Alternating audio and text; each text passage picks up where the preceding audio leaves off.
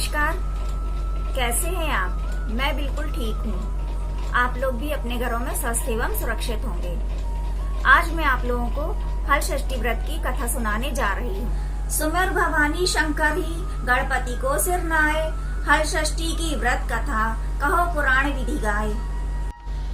एक समय राजा युधिष्ठिर ने श्री कृष्ण से कहा कि प्रभु, आपने तो संसार की भलाई के लिए ही अवतार लिया है।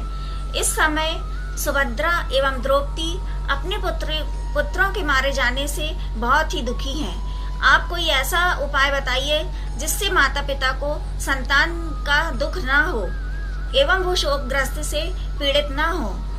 अभिमन्यु की स्त्री उत्तरा का गर्भ भी अश्वत्थामा के ब्रह्मास्त्र से खंडित हो गया है, वह भी बहुत दुखी है। तब श्री कृष्ण ने कहा कि हे युधिष्ठिर, मैं तुमको एक उपाय बतलाता हूँ। एक सुभद्र नाम का राजा था, उसकी सुवर्णा नाम की रानी थी। उसका एक हस्ती नाम का पुत्र था जिसने हस्तिनापुर बसाई थी। एक दिन राजा रानी जल क्रीड़ा करने लगे, इतने में एक गाय आके उनके पुत्र को निगल गया।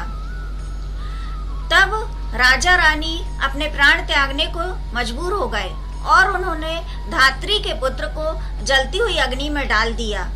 धात्री पुत्र वियोग से दुखी होकर निर्जन वन में भटकती रही और वहां पर शंकर, पार्वती जी, गणेश जी, कार्तिकेय जी का पूजन करने लगी। वायु ग्रहण करते हुए उसने यह नियम बना लिया और वह पूजन में लगी रही। एक दिन भाद्र मास की कृष्ण पक्ष की षष्ठी को उसका पुत्र जीवित निकल आया, अग्नि में से जीवित निकल आया।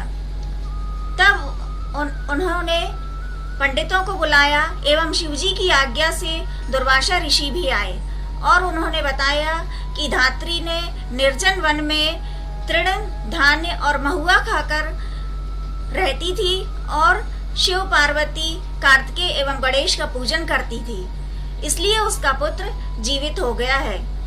फिर धात्री के घर लेके गए। धात्री अपने घर में पलाश के वृक्ष के नीचे पूजन करती रही। तब राजा ने धात्री और उसके पुत्र को दोनों को मिला दिया। फिर धात्री ने बताया कि मैं रोज शंकर, पार्वती जी, गणेश जी एवं कार्तिकेय जी का ध्यान करके पूजन करती थी, तो शिव जी ने मुझे स्वप्न में दर्शन दिए थे कि तुमने यह व्रत किया है, इसलिए तुम्हारा पुत्र जीवित हो गया है। तुम्हारे राजा रानी भी इस व्रत को करेंगे तो उनका पुत्र भी जीवित हो जाएगा एवं और पौत्रों की भी प्राप्ति होगी। श्री कृष्ण ने राजा युधिष्ठिर से कहा कि हे राजन, भाद्र मास की कृष्ण पक्ष की षष्ठी को ब्रह्म मुहूर्त में उठकर स्नान आदि करके लोभ मोह सब चीजों का त्याग कर चींटियों के मार्ग का उल्लंघन ना करके जो भी निष्कपट भाव से इस व्रत को करता है उसके सभी कष्ट दूर हो जाते हैं। दोपहर के समय अपने मित्रों के साथ कुश पलाश के वृक्ष के नीचे शिव, पार्वती, नंदी, श्रृंगी आदि का पूजन धूप दीप नैवेद्य आदि से करना चाहिए। हे राजन,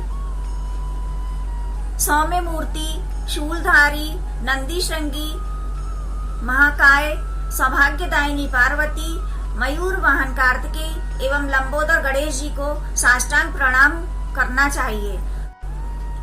इस दिन पसई के चावल एवं दूध दही मठा का उपयोग खाने में करना चाहिए।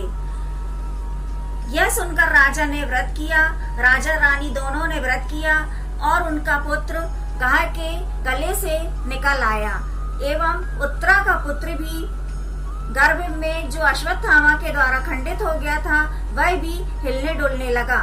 जो भी मनुष्य इस व्रत को करते हैं वो दीर्घायु और उत्तम संतान की प्राप्ति करते हैं, उनका सारे मनोरथ पूरे होते हैं, सूर्य लोक में उनकी पूजा होती है। जिन लोगों ने भी मेरा ये वीडियो देखा हो, मैं उनका दिल से शुक्रिया अदा करती हूँ एवं जो लोग भी पहली बार मेरे चैनल को देख रहे हैं कृपया वो सब्सक्राइब करें, लाइक शेयर कमेंट अवश्य दें।